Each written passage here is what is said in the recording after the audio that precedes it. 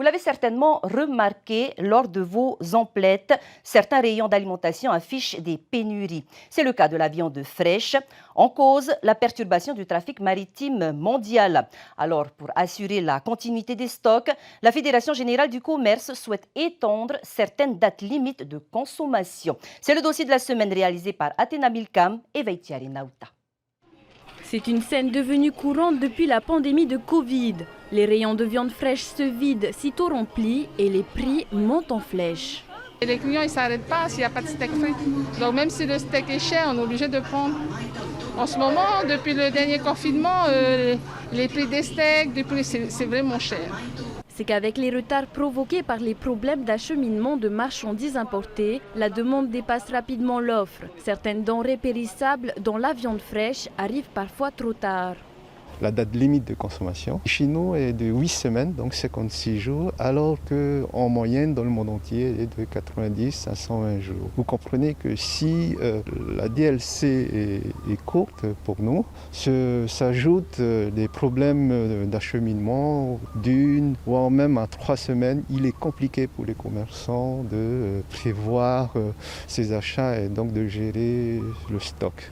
La Fédération générale du commerce souhaite donc étendre certaines dates limites de consommation de 8 semaines à 3 mois pour la viande sous vide, entreposée et conservée entre -1 et 0 degrés et de 8 jours à 2 semaines pour la viande sous vide sortie d'entrepôt et exposée aux rayons frais.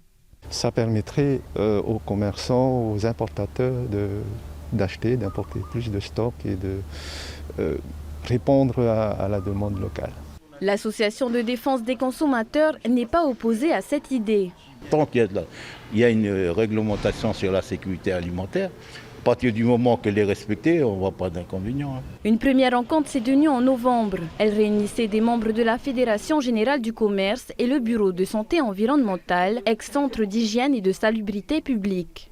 Alors, il y a une première demande, c'est de modifier la réglementation générale en supprimant totalement la définition de la DLC dans la réglementation et à ce moment-là de faire incomber aux professionnels la responsabilité d'imposer une DLC et de s'assurer que cette DLC permet de mettre sur le commerce une denrée propre à la consommation qui ne présentera pas de danger. Une autre possibilité a également été envisagée, modifier l'arrêté qui fixe ces DLC depuis des années. Et à ce moment-là, de l'allonger au bénéfice de tous les professionnels. Donc à ce moment-là, il faudra aussi produire une analyse microbiologique sur les denrées à la DLC pour s'assurer qu'elles présentent des critères satisfaisants à la consommation. C'est des conditions drastiques qui doivent être respectées strictement par tout le monde et ça impose un coût de stockage qui ne va pas être négligeable non plus. Selon nos informations, certains professionnels intéressés n'auraient pas été informés de ces demandes.